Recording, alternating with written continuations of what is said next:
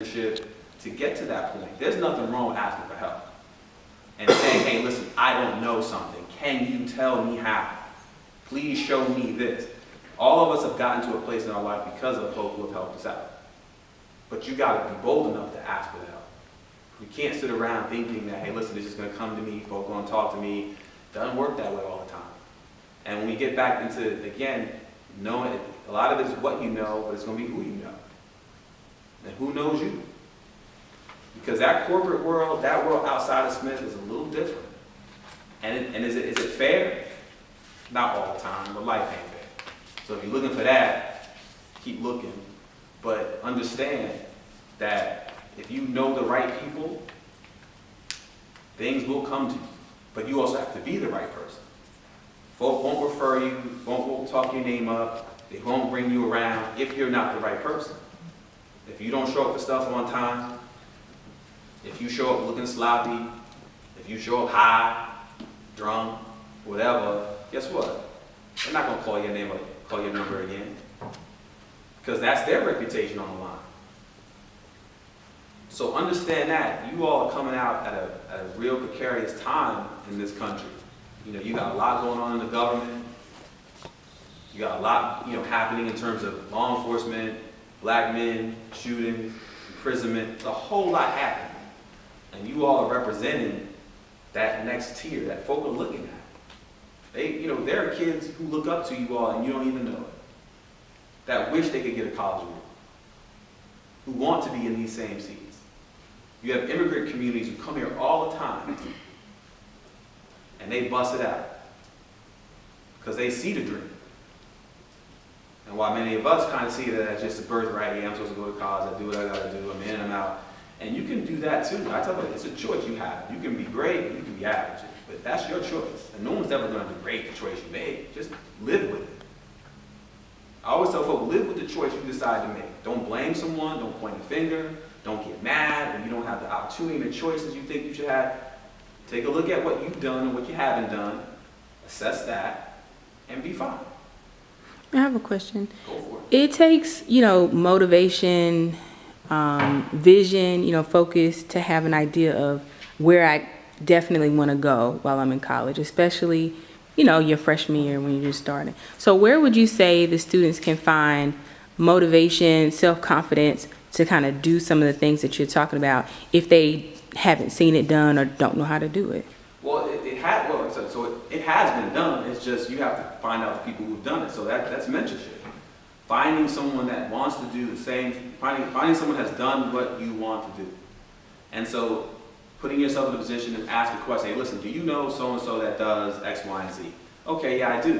I'm going to give you his name, give you his number, give him a call, and they'll take care of you. That's how that process starts. It becomes, an each one, teach one process. And so someone instilling in you the values and all the things that you're going to need to move forward with whatever it is you want to do. So it's not hard, but once you get to that point, you also have to do the things that they're going to ask you to do, in terms of showing up, taking this information, trying to, shape and mold. But a good mentor will help you out every time. And we've all had it. You know what I'm saying? I mean, I've had good mentors who I still have mentors at 43, I still have mentors. Because there are folk who are 60 who are, when I get to be 60, I want to be where they are. Mm. So, you always have to stay in that constant flux of taking in information, listening, having conversations, with folk, with your peer group, but always being around folk. I mean, it's been said a million times, if you're the smartest person in the room, then you're in the wrong room. You want to be around folk who are much smarter than you. Because if it's just you, that means you're always doing the pouring in. You're the person always doing the talking. You want to be around folk who will start to pour into you. So I think that's kind of where that starts. And so, you want to, it's such a twofold process. One, you want to build your peer group right now. As I alluded before, with Damian, Jermaine, Brian Johnson, tons of other folk from Smith who are doing amazing things. So the peer group that I have, if you were to call me right now and say, listen, I'm trying to get into barbering. So I can say, okay, well, cool. Well, call up Damian, here's the number. I've known Dame for 25 years. Give him a call, tell him I referred you, and Dame will take care of you. That's nothing but what white folk do all the time. My dad knows a guy who's going to call a guy who's going to call you, and you're in. we've got to create that same environment in which the people that you're sitting with take notice, man. Who's doing amazing and awesome stuff? Who do you know in your gut's going to be that dude 10 years from now? Stay close, because it's going to happen. And guess where they're going to be? Right there at the cusp of when you need that phone call. Hey, listen, man, oh, that's my man, yeah. Call him tomorrow, he said to call. That's how that starts. You're amongst a group of peers who are going to do some great stuff. But you got to develop the network. And the other side of that is getting around people who have already done it. So if folk can put you in that position and say, hey, listen, I like what y'all are doing. We're going to mentor y'all, put some capital into this thing, whatever it is. Because, if you start any business or you do anything else, you're going to need an investment, you're going to need money, you're going to need folk who got money. And so you want to be around folk who have money. So it's about information and money, man. Who's got it, who don't, who's using it, who's pushing it. Find it and get involved. Anybody have any questions? I'm about to ask a question. I don't want to. Okay. Well, I'm doing the same, going through a similar process in terms of finishing my dissertation, working, but I'm doing it part-time, and, trying to take care of family and things like that. But one of the things that I've noticed, and I think it happens in, undergrad students' lives as well, is you are only focusing on that, like, grinding all the time, trying to talk to professors, trying to see about your friends and stuff, but you're not kind of cultivating yourself as a whole person, right. Like traveling, going to different art events, going to performing arts and things like that. So, what do you think the value is of that, and how can they kind of, have an opportunity to have a holistic development while they're here? Well, you can do. You can do it. It just comes down. I think there's a huge time management aspect in that, and so just to echo your point. So while last year I was finishing my dissertation, I finished it and then graduated. I worked full time, and I still traveled and did everything I was supposed to do, and I love it. I think those are the things that help create those other experiences. And so, I try to take, 4 international trips a year, but in that time you space them out. You just can't go like for 3 months and then come back unless you got that kind of money. But you space them out. But I think those are the trips that help define you, help create you. And even if it's not out of the country, I think, road trips to anywhere around, North Carolina, South Carolina, around the United States. The United States is a beautiful place if you get outside of just the areas I think everybody wants to go to. And if you can start to see, you start to recharge, you understand, because you just can't grind all day long.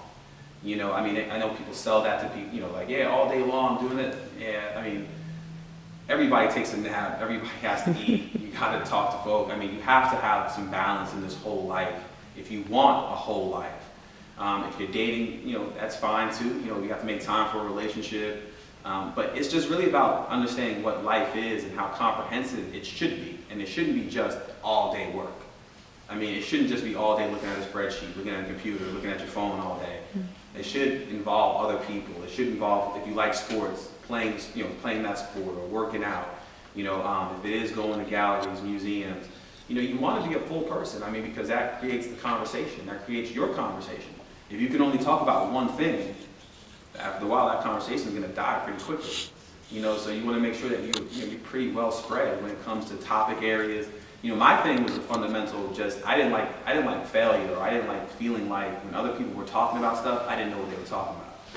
That always made me feel, I think, pretty small sometimes. And you get into a room and folk are talking about something, and you stand there like, or big thing with wealthy folk is travel. You get into these rooms, the only thing they're gonna ask you, so where you been lately? And they're gonna sit there and talk about they've been here, they've been there, and you're standing there like, I went to Atlanta last week, but and I went to Atlanta the week before that. Eventually, you want to find some common ground, in those conversations. But that's if you decide you want to be in those places. And again, that's a choice. If you feel like that's not for you, you can cut out and never go back, and that's fine. Or if you want to get to that point where you're leveling up, man, it becomes this constant transformation of yourself, that you can be more, you can be better. You know, all that stuff out there is for everybody to have, you know, to take part in, and you just want to be a part of it. So, what were the personal factors that convinced you to like go to grad school and become a doctor? Like what forced you to continue your education? Well, one, I mean, I think, you know, one, I do enjoy, you know, just the education process. I like, you know, learning, understanding, and then I think a big part of it was, you know, no matter what room I wanted to be in, you know, I wanted to make sure that any opportunity I had, they couldn't tell me no. You know what I'm saying? So if they tell you, you know, well, you need to have a master's degree for this job. All right, well, I got 3. You gonna say no to that? You can't. And then, like, well, you get to education and professorship and all that stuff. Well, you need a PhD. All right, well, I'll get that too. You know, I always want to be in a place where they can't tell me no, man. No matter what it is. And if you tell me no, you got a real damn good reason why it ain't me. You know what I'm saying? So I think that's where my motivation is just me. I wake up every morning knowing, you know, what I'm here to do, what my purpose is. You know, it becomes a habit. It becomes a lifestyle. You know, I'm up at 5. You know, I'll ride my bike. You know, I get dressed, go in the office, take phone calls, take meetings, and then from there, I'm checking out okay, we got to do this podcast next. We got to do another thing, and then when I get out of here, I have a board meeting at 6. You know, it's just chopping your time up, man. But you know, those are my personal choices. You know, I enjoy it. I like being busy. I like being, you know, in this space. So it's nothing for me. But that motivation comes from you. You know, where do you see yourself, and where else do you want to see yourself? And I picked up a lot of that, and you know, not to be biased, but you know, when I pled, you know, a lot of that stuff was what I needed to know, what I needed to learn at that time. I was 18 years old, and here we are doing whatever. And you know, it taught me time management. It taught me how to be a better young man.